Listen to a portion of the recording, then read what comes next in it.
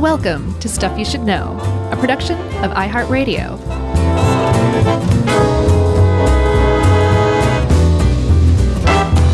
Hey, and welcome to the podcast. I'm Josh, and there's Chuck, and Jerry's here too. And when you put us all together, well, things get pretty great. How's it going, man? It's going great. I've been listening to the Village People off and on all day. Yeah, same here. Dun, dun, dun. Dun, dun, dun, dun, dun, dun. So, Dun, dun, dun. Dun, dun, dun, dun, dun, dun, dun, dun, dun. Well, we're supposed to both come in. Oh, sorry. Part. Chuck, did you pick this because I cannot imagine that you weren't a cute little 7-year-old Village People fan? True. So which one did you identify with the most? Well, I've told this story before because I posted it on Instagram way back when I talked about it. Mm-hmm. But I still have a crayoned drawing of the Village People because I would sit around and play Cruisin', the record Cruisin'. Okay, so their third album. Their third album, but the one with YMCA and I believe In the Navy and like most of their big hits. Outside of my favorite Village People song, which is, of course, Macho Man. Sure. Such a good song. Yeah. And I would just sit around and listen to Cruisin' and stare at that record cover of those guys, you know, on the horse and the motorcycle and the bulldozer. And like, I would see them on American Bandstand and Solid Gold and the early music videos. And I thought they were the coolest, most awesome dudes ever in the world, and I would sit around and draw crayon pictures of them, and I still have one of them. Maybe I'll pin it on Instagram. I'm sort of always laughed years later that, like, who knows what my parents were thinking, and we'll get into the, you know, whether or not Village People count or were, in fact, a gay band.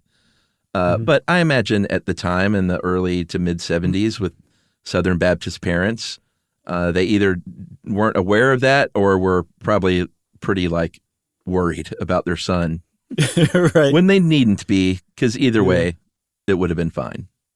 Yeah, well put, man. You know what I'm saying? But back in the 70s in the rural, not rural, but in the suburban conservative South, I'm sure if they did know what was going on, they're probably like, have you seen these crayon pictures? Like he drew the literal school counselor got in touch. I drew literal like pancake boobies on the biker guy because I didn't know how to draw like a bare chest correctly.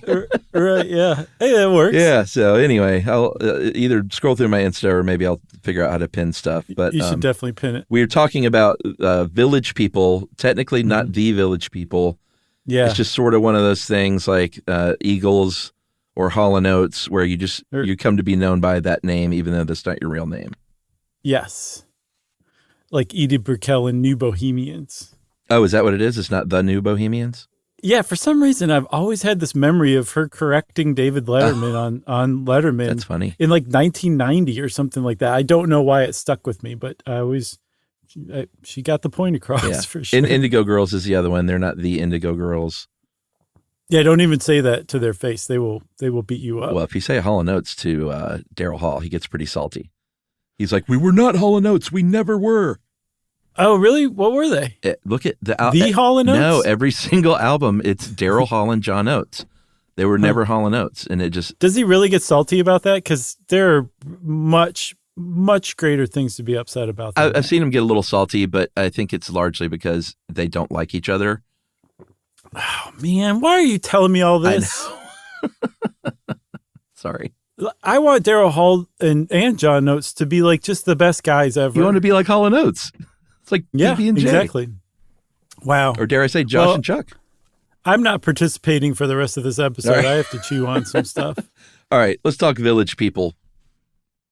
Yeah, actually, one of the things that stood out to me is this is like the improved version of our Milli Vanilli episode.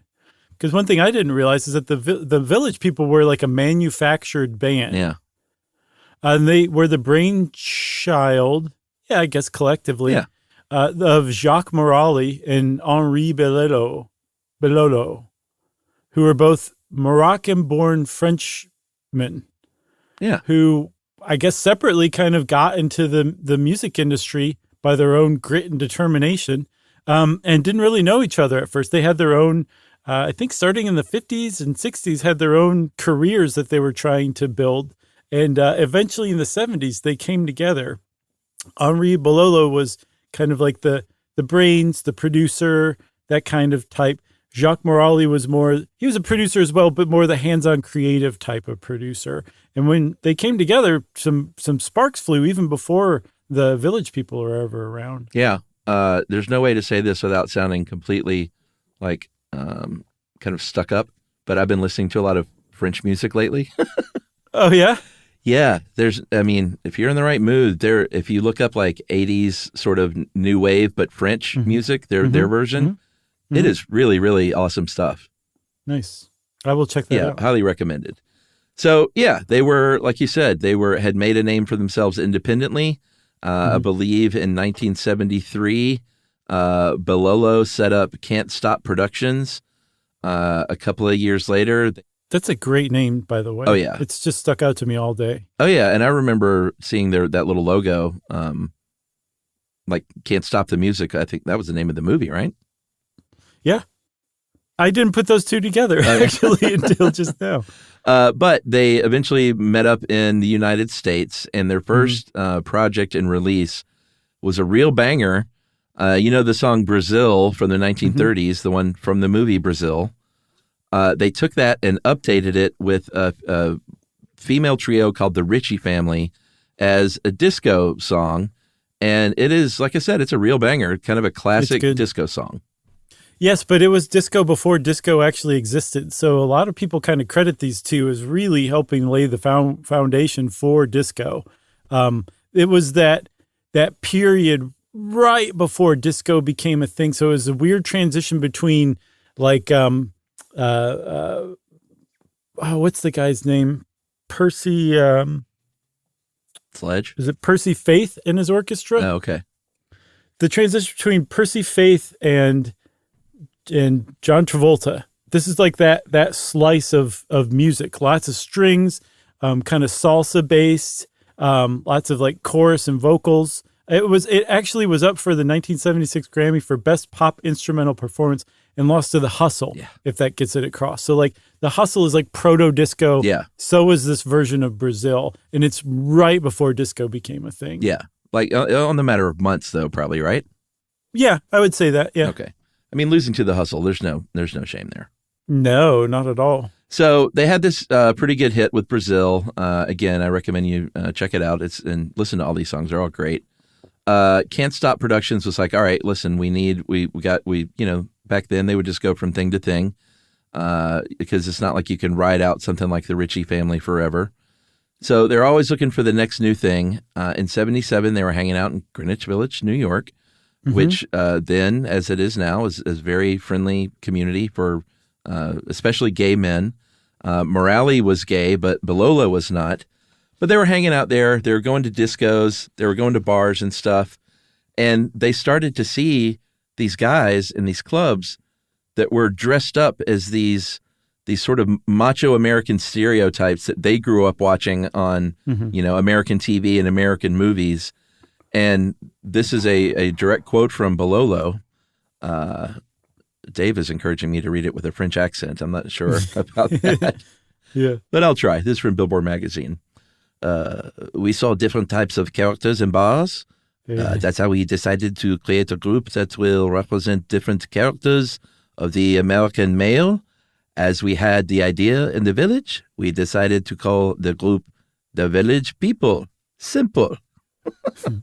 That was a great Pepe Le Pew. Yeah, that was it. Like they saw these guys in bars fitting these sort of archetypes or stereotypes of what they thought like a macho American man was.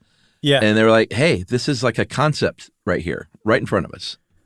Yeah. And actually, it's possible that it was one specific guy they saw, Felipe Rose, who was known as the Indian, who dressed up as a Native American Indian around Greenwich Village. That was his jam. Very flamboyantly because he was Native American. On his father's side, he was Mescalero Apache, Lakota, and Cherokee, which is like, that's the trifecta.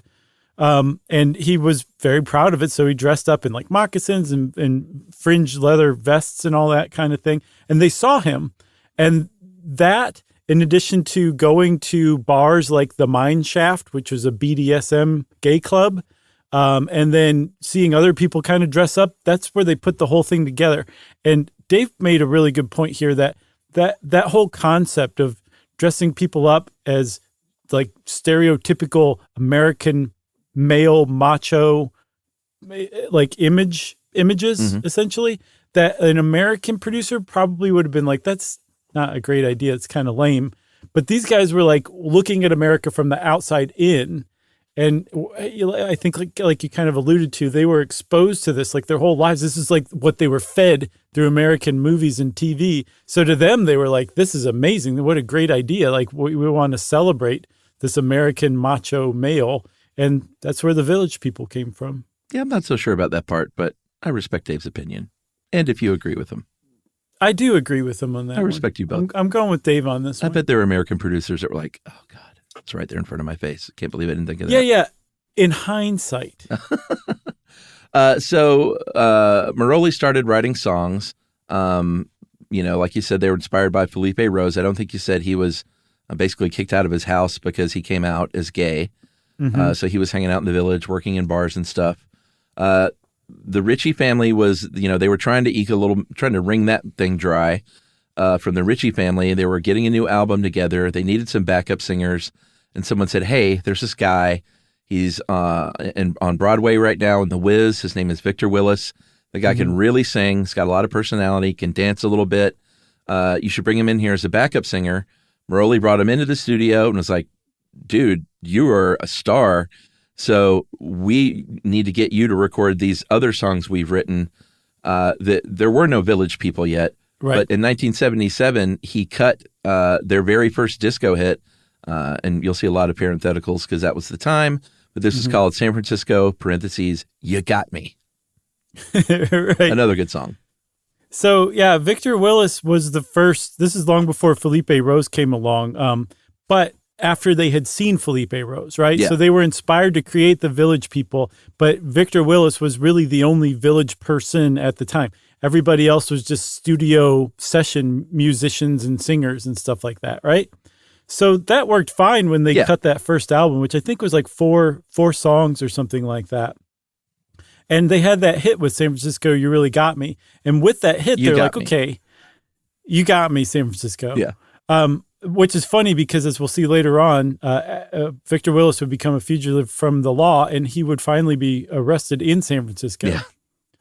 So he was the Village People. And now that San Francisco You Got Me was a hit, like apparently an international club hit, they needed more people. And so they started looking for other Village People. And the first one they recruited was Felipe Rose, appropriately enough, because apparently he was unknowingly the inspiration for the whole thing. Right. Funny enough, they were San Francisco You Got Me was big in Australia. As you'll see, that's become a recurring thing. Seems like Australians love the Village People. Yeah. So I'm curious to hear from them.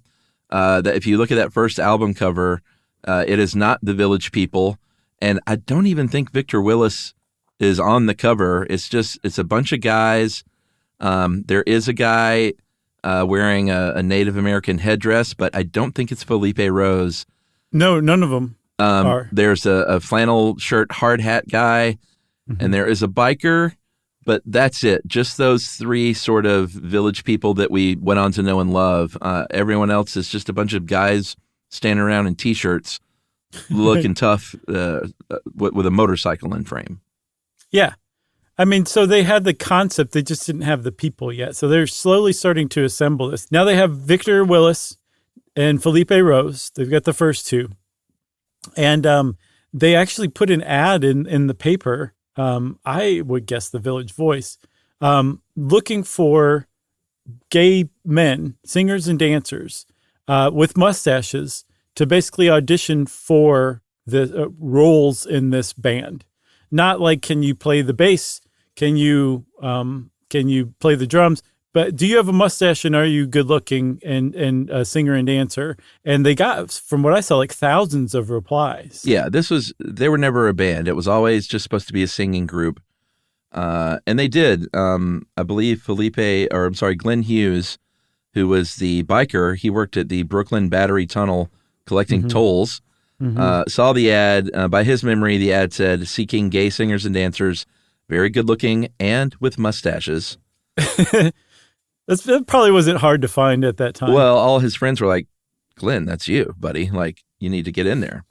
Yeah, so Glenn Hughes became the Village People's leather man, which apparently was not a stretch for him. I think he was already into leather at the time. So he became the Leatherman / biker, right? That's right. He was the third. I think the second one to join up was Alex Briley, who came at Victor Willis's recommendation. He was the original sort of stereotype for him was he was the athlete, but then they changed that pretty quickly to the Army guy. He was the GI and also the Navy sailor. So he kind of crossed over the different armed services, I guess. Yes. And then another guy who responded to the ad was David Hodo. He had just gotten done with a musical about the Grand Ole Opry and basically went out for the cowboy. They're like, nope, you're a construction worker through and through. A guy named Randy Jones became the cowboy. And so you had Victor Willis, Felipe Rose, Alex Briley, Randy Jones, David Hodo, and Glenn Hughes, which, by the way, I realized earlier today that I could rattle off the names of the original Village People now. But that's who the Village People were at first. And I say we take a break because now we've got this murderer's row of mustachioed, generally gay guys ready to hit the disco scene, and they're about to blow up.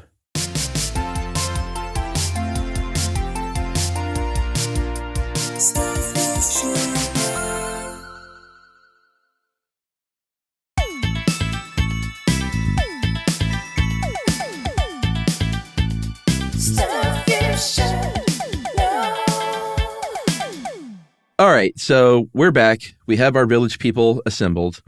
I think we failed to mention earlier that Dick Clark and American Bandstand, the TV show, had already sort of reached out after they had San Francisco, You Got Me as a hit, but they were like, there is no Village People yet. We can't just send one guy out there. So they got these other guys together, and in December of 1977, they appeared for the first time on American Bandstand. I could not for the life of me find this exact performance. No, I couldn't find it anywhere. They were on quite a few times, but I never saw the one from 77 somehow. But that was their American, TV debut and debut to the world when they sang San Francisco, or I guess lip synced. And in the song In Hollywood, parentheses, everybody is a star. Yep. And you're right, parentheses were a thing back then. I just died in your arms tonight. Is that a real one? Yeah, remember we talked about it a few weeks ago. That Cutting Crew song? I just didn't know if you fooled me then or not. No. It's legit. Okay. Have you been walking around wondering that? Yeah, for 3 weeks. So we're on to your favorite song, Chuck, which I agree. I think it's the best Village People song. Macho Man. And that was in their second album. So their first album, like you said, was called Village People. It came out in 1977. Their second album came out in 1978. And that was the one, the album was called Macho Man, and the big single from it was called Macho Man as well. Is it okay if we read some of the lyrics to some of these songs? Yes, I saved them too. Oh, you did? Okay. I think you should sing them. Not going to sing them. Okay. Although it might be hard not to. And I'm not going to read them all, because there's that intro, that great intro to Macho Man when they're going, body, body. And he's going, want to feel my body, such a thrill, my body, want to touch my body. Sure. That's all that long intro. And then here's some of the words to the verse. Every man wants to be a macho man, to have the kind of body always in demand. Jogging in the mornings, go man go. Workouts in the health spa, muscles grow. You can tell a macho man, he has a funky walk. His Western shirts and leather always look so boss. Funky with his body, he's a king. Call him Mr. Ego, dig his chains.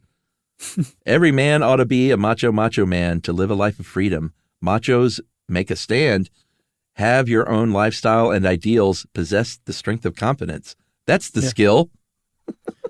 But it's so if you dig into that last bit, the song goes from essentially just total body worship and like working out at the spa and all that stuff and how everybody wants to be a macho man to essentially like the last verse is about gay liberation and basically coming out of the closet, it sounds Have like, your right? own lifestyles and ideals, possess the strength of confidence. Yeah, I would say exactly. Yeah, so it really takes like a sudden turn there because it's like the most superficial, vain song of all time. And then it suddenly like kind of is a shout out for gay liberation. Yeah, like owning it. This was like, it's kind of tough to wrap your head around here in 2024. Sadly, it's not as tough as it should be, but it's still tough to wrap your head around just how big of a deal it was for men to be like on stage singing songs gay. Like, I'm gay, everybody. Like, there's just no question about it. I'm a gay person. Yeah. That was a big, big deal at the time. And then to sing about it and to sing about how that was a good thing, that was really daring. And it was really, it's neat that they did that. Like it just should not go unnoticed or unmentioned. And it's hard to overstate what a big deal it was. And then it's even harder to overstate how huge of a hit Macho Man was for the Village People. Yeah. I mean, little 7-year-old Chuck in Stone Mountain, Georgia, dancing around in the shower to that song. Yeah. Like it truly reached every corner if that was what was going on. They went out on the road, which is not something that a lot of disco acts did. That disco wasn't known as a great, like, sort of live touring thing. Well, it was like we talked about in our disco episode. It was a really anonymous type of music. Like you might have never see a picture of the person who's your favorite, who sang your favorite song at the time. Yeah. So there were some packaged things here and there, but generally going on the road as a disco act wasn't a very big thing to do. But the Village People did it from the start, and Dave dug up this thing from the Washington Post in '79 that said that their first tour had, usual stage and equipment problems, but also the group was forced to endure all manner of verbal and physical abuse from the audience, which means that people were either dragged there or went there to boo, like a hate watch. Yeah, which is crazy. It is crazy, but I mean, we're talking 1979, I guess so, but like to spend your $6 or whatever right. to like, hey, we're going to go down to Madison Square Garden and boo the Village People. Like, I don't know. I guess that was a thing. Yeah, I'm sure that was a thing, but I think more often than not, they were just loved. I read a quote from Glenn Hughes, the Leatherman, who said he basically had to beat back women who wanted to sleep with them. And he's like, I got a headache. Yeah, he said, I have a headache tonight. So apparently some people just didn't get it. Some people didn't care. Other people did get it and cared one way or another. But they were huge. I think for the most part, people were either not reading into it or just purposefully being obtuse and looking past it. I'm not sure. But they were enormous. You mentioned Madison Square Garden. They definitely played Madison Square Garden.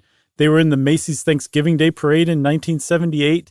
They were huge. But if you look back on when they were huge, it apparently lasted 22 months, less than 2 years. But they were at the top of the heap during that time. Yeah, because, disco, and again, we, like Josh mentioned, we had one of our favorite episodes was on disco many years ago.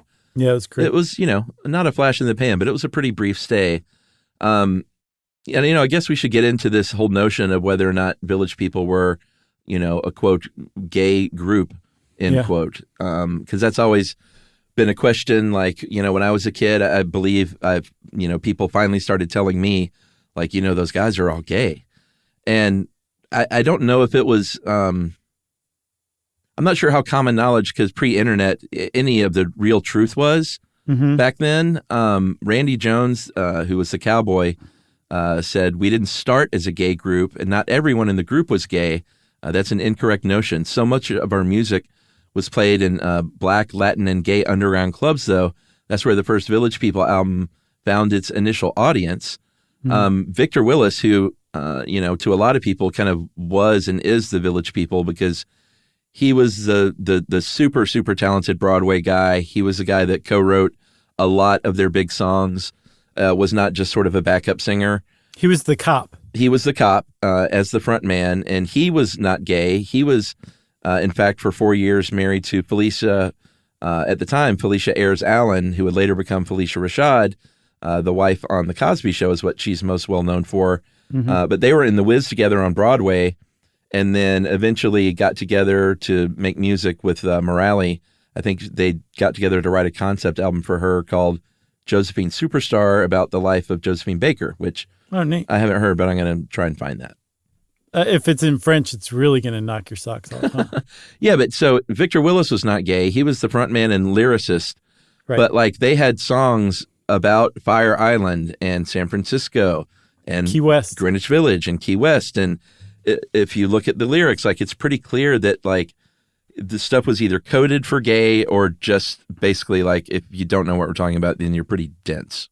But if you were even remotely hip and you read some of like the contemporary or contemporaneous articles on them, like all the journalists wanted to know, like, are you gay? Right. Like I read a New Music Express article from like I think 1978, and the guy's asking Randy Jones the Cowboys, like, are you a gay group? And apparently Randy Jones was sick of hearing this at the time. Yeah. And it was barely containing his anger. And he's like, why does it matter? He's like, we're not a gay group, we're a disco group. Right. But over time, they definitely evolved into a gay group. I think it kind of occurred to them like what a huge impact they were having just by basically being ambassadors of gayness to the rest of the world and showing everybody like, you like our music, you know, like us too. Yeah. Maybe like the gay dude that you work with. Exactly. And that's what I think Victor Willis as the straight lead singer, and this is touching on YMCA, which we'll get into, but he said, you know, I wrote those lyrics, so technically it's not a gay song because I'm not gay and I wrote it, but I never had any qualms that it was embraced by the gay community. Yeah, he's like, not that there's anything wrong with that. Yeah, basically. So on the other hand, the Hodo, the construction worker, says, I mean, look at us. We were a gay group. The song was written to celebrate gay men at the YMCA. Was it? Yes, absolutely. And gay people loved it. YMCA was, you know, it's the song. I think Macho Man is a much better song, but YMCA is became part of the cultural zeitgeist like forever. Yeah. I saw somewhere, and I couldn't find it, but that it's in a time capsule in orbit around Earth right now. It was included in like a bunch of songs that was sent out into space. Oh yeah, for sure. It's a huge hit. Like that's just, it's part of American culture, I guess international culture really. But the idea behind it is that Randy Jones, the cowboy, when he moved to New York in 1975, one of the first things he did was join the YMCA on West 23rd Street in Manhattan, which became the inspiration for the song YMCA because he took Jacques Morali to the YMCA with him to work out with some of his buddies who apparently were gay adult film stars. And Jacques Morali was just blown away that there was this place. Amazing. Yeah, it's like this secret, hidden gay oasis on the cheap, right? Like it costs almost no money to not only like work out there, but get a room there too. Yeah, you could stay there at the time. So apparently he was just starstruck at the whole idea and loved going to the YMCA and decided to write a song about it. So he wrote the bones of YMCA. And then Victor Willis came in and wrote kind of the rest of it. But the whole idea behind YMCA is that it was an ode to just the gay experience at YMCA. And Victor Willis, though, he wrote a lyric that I hadn't noticed until I was listening to it yesterday, where he's talking about how just he arrived in this new city and he was very unhappy about being there. Uh-huh. He said, I thought the whole world was so jive. I never noticed so jive.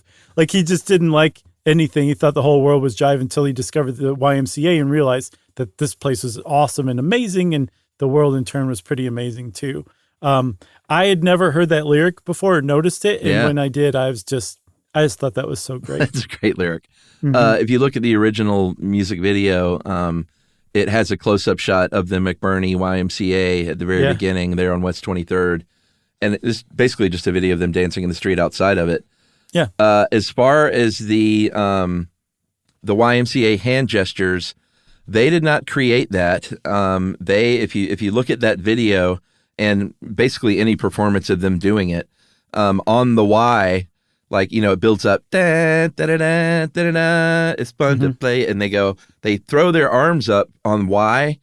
Yeah. And what they're doing is they were just kind of throwing their arms up in unison as like a dance move, but it sort of looked like a Y. And as Randy Jones tells it, that it was a live performance where some of the audience like just started doing the Y and then the MCA, and the audience sort of started it. Yeah, when they threw their arms up, the audience mistook that as like the beginning of them spelling out Y with their arms, and they took it from there. And so some kids on American Bandstand are the ones who actually came up with the YMCA dance. Yeah, and Hodo said, here's the quote, "When I saw the movements, I thought, wow, this is so stupid." Then everyone in America started doing it, and I thought, wow, this is so brilliant. Yeah, it's pretty awesome. And the YMCA itself, apparently, remember, this is not a time where everybody's like, hey, gay is great. The YMCA was like, you can't use our name like that. Right. It's trademarked. And I guess got in touch with Casablanca Records, which was producing the Village People at the time. And it just petered out. It just went nowhere. They ultimately decided not to. I think they kind of concluded it was actually way better press to just leave it as is, and that they risk getting terrible press for suing the Village People for singing how great YMCA is. So they just left it. I think in the movie version, it would be like the head of the YMCA is on the phone to the record company, and right before he goes to tell them that he wants a cease and desist letter drawn up, some kid, some low-level worker busts in the room and goes, "Boss!" And he comes up to the phone, "Memberships are through the roof." That's right. And then it just, no, never mind. This is all good. Yeah. He's like, wrong number. So before we break, we'll talk quickly about the fact that you cannot go to a baseball game anymore without hearing YMCA, like a Major League Baseball game. Especially the Yankees. That all started at spring training in Tampa. I'm not sure if the Yankees are still there, but that was their home, at least at the time. And in 1996, this did not happen in the 70s. It was in the mid-90s, top of the fifth inning. The grounds crew came out to take care of the infield like they always do midway through the game. And they broke into the YMCA, spelling out those letters as the song played. And everybody thought it was the best thing ever. And that's how it was born. It was transferred to the new Yankee Stadium, and then it just became a thing. Yeah, you can hear Larry David as Steinbrenner ordering them to get the YMCA dancers in the grounds crew. Yeah, but totally. I saw a video of it from a Yankees game, and they're just out there doing like the raking like normal, and then YMCA's playing like it's just playing as a song for the crowd, and then all of a sudden when it gets to the YMCA, they just drop their rakes and start dancing, and then when that's done, they pick up their rakes and go back to work. It's pretty great. It is. You want to take that break you promised? Let's do it. Okay, we'll be right back.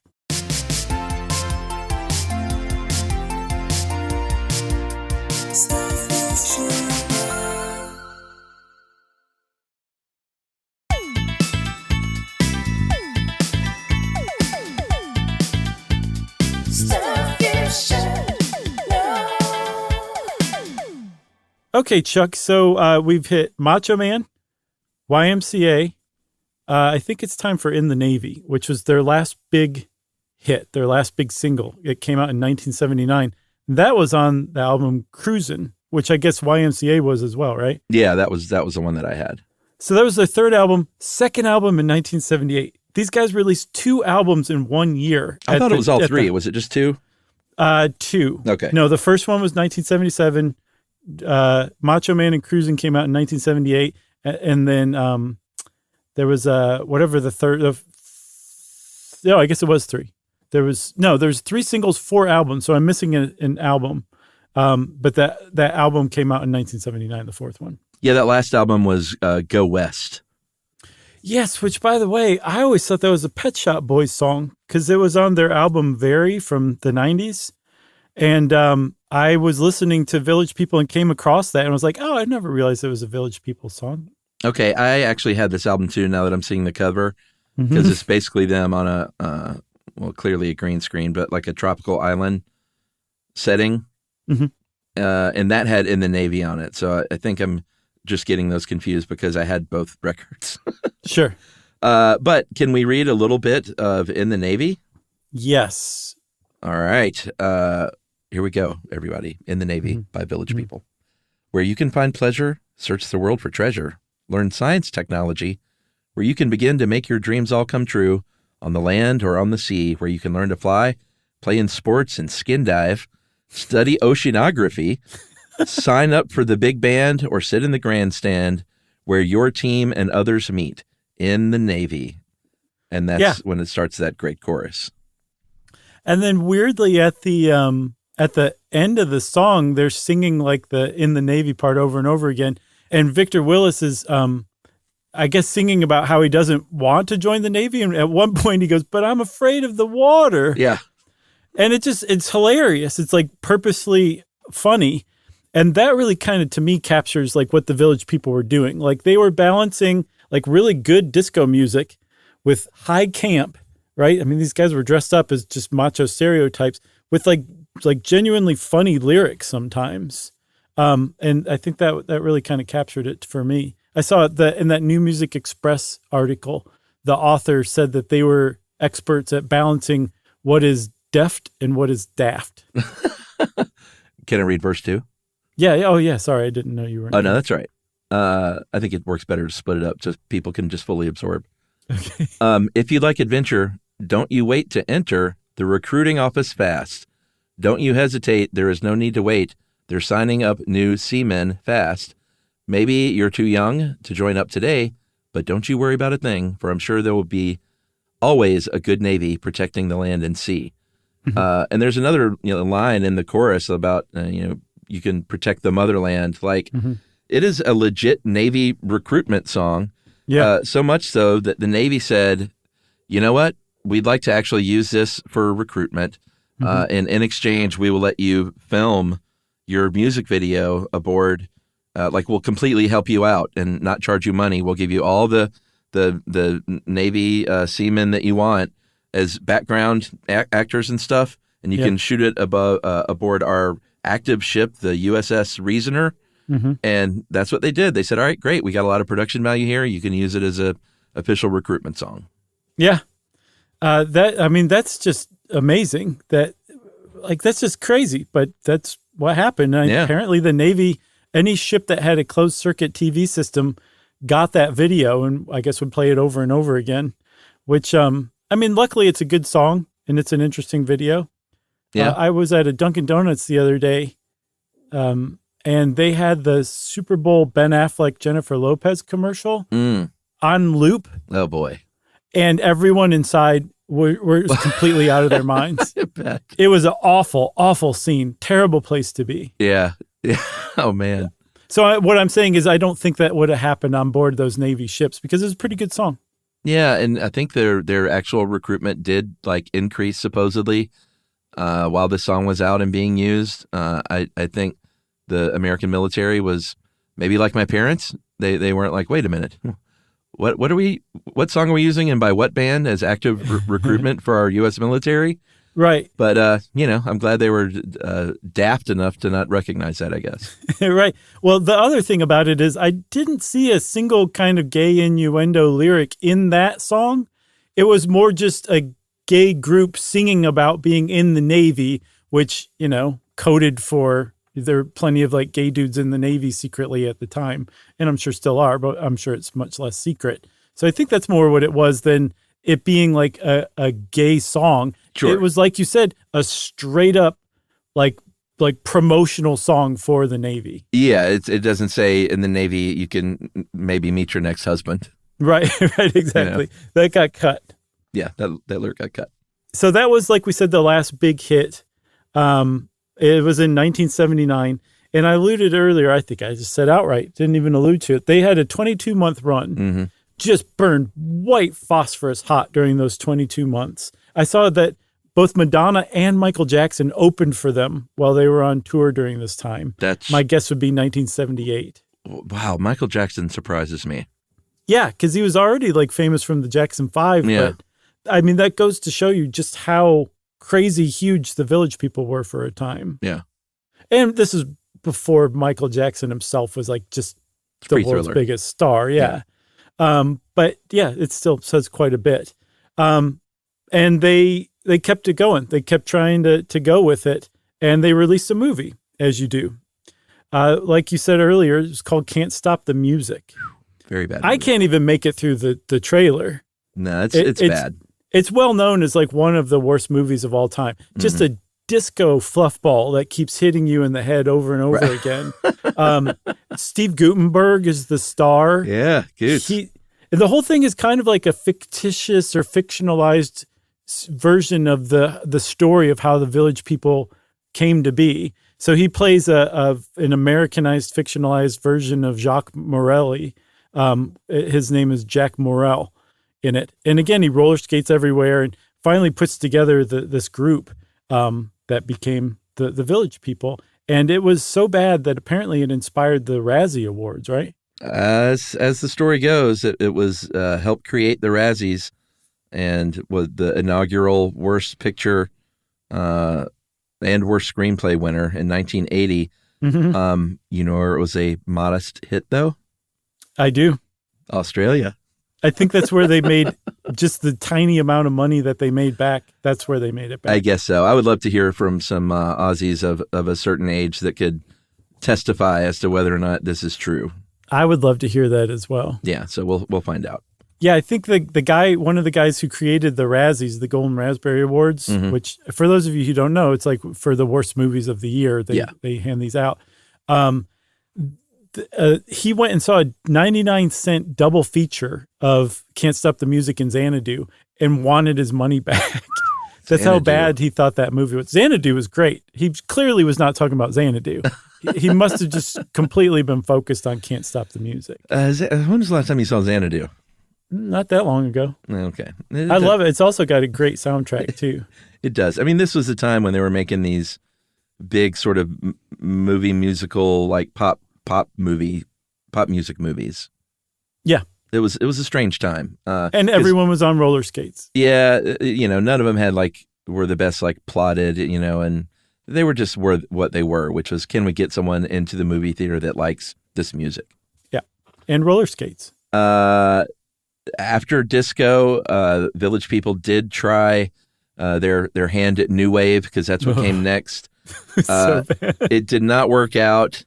Victor Willis left the band in 1979, and this is where the story gets, sad. I guess sad in one way, or just a little confusing, because Victor Willis, who a lot of people say like Victor Willis was Village People as the leader, as the original singer and songwriter, but he left, had many, many run-ins with the law, awful drug problems, many warrants out, and, for like illegal firearms and cocaine possession and stuff like this, kind of over and over and over. Kept getting second chances from sympathetic judges that were like, hey, listen, you got a lot to offer the world. Like, can you get yourself clean? In the meantime, Sugar Ray Simpson took over as lead singer. And like for 30 years, an all new Village People, save Felipe Rose and Alex Briley as the Indian and GI, toured and played sold out cruise ships and county fairs, like all over the country and world for like 30 years without Victor Willis. They would do 280 shows a year. Yeah. I mean, very successful touring, like nostalgia touring group, but without Victor Willis. Yeah. And Victor Willis was not very happy about that. So he'd been, again, you said he had huge self-inflicted problems, and run-ins with the law. He was on an episode of America's Most Wanted once because he kept skipping bail. I know. He, at the same time, he definitely had been taken advantage of by Can't Stop the Music Productions early on. He'd only gotten less than $2,000 an album. Even back in 1978, that wasn't that much money for something that was just super mega hits. Mm-hmm. He got 1.5% of Village People royalties for the songs that he co-wrote. Like he wrote significant portions of these songs. And like you said, to a lot of people, he was the Village People. So there was a point in time where the Village People were playing the San Mateo County Fair, and a mile away, Victor Willis was in the San Mateo County Jail. Yeah. Probably could hear at least a little bit of it from his jail cell, right? So it was pretty bad. And apparently the lowest point came in 2008 when they got a star on the Hollywood Walk of Fame. Yeah, I looked this up, and apparently they've edited out anything because I watched sort of the whole ceremony, but apparently Willis was in the crowd in that cop uniform, like yelling and screaming and talking about how it was fake and caused a disruption. So I don't know if they just got him out of there and did the ceremony, or if they edited the thing out, but it is not in the YouTube video. But what is evident when you're watching that YouTube video, no disrespect to these guys, but those aren't the Village People. No. When you watch those guys, you're like, those aren't the guys. You know, those are not the guys I drew in crayon. It's kind of like if you see a guy dressed like the Incredible Hulk, you're like, that's not the Hulk. He represents the spirit of the Hulk. And in the same way, these people represented the spirit of the Village People. They were there to accept the award in honor of the Village People. I hope they realized that that's what they were doing. They didn't even mention Willis, though. Like, they were listing off names, and no one said Victor Willis's name. Yeah, there were a lot of sour grapes, I think. And so Willis actually took Can't Stop Productions to court. Oh, yeah. And in a really rare, unusual turn, he won big time, as a matter of fact. They went from giving him 1.5% of royalties to 50%. Totally. I didn't see, did he get back royalties? I don't know. I was really curious about that. Because he became probably something close to a billionaire overnight if they did. And then this to me where I was like, I wish this hadn't happened.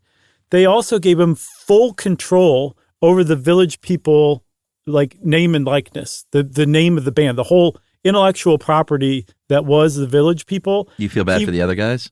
Yes. Yeah. That's so wrong. They kept the thing going for decades. Yeah. And what did he do? Well, I mean, he started playing shows as Village People with, an entirely set of new guys behind him. He fired them. He fired some of the original Village People. Like you said, I think it was Alex Briley, and Felipe Rose. And Ray, he was not the original, but he came in so closely after Victor Willis did. He was, for all intents and purposes, an original. But he was the cop. What are you going to just say? All right, now put on the GI uniform?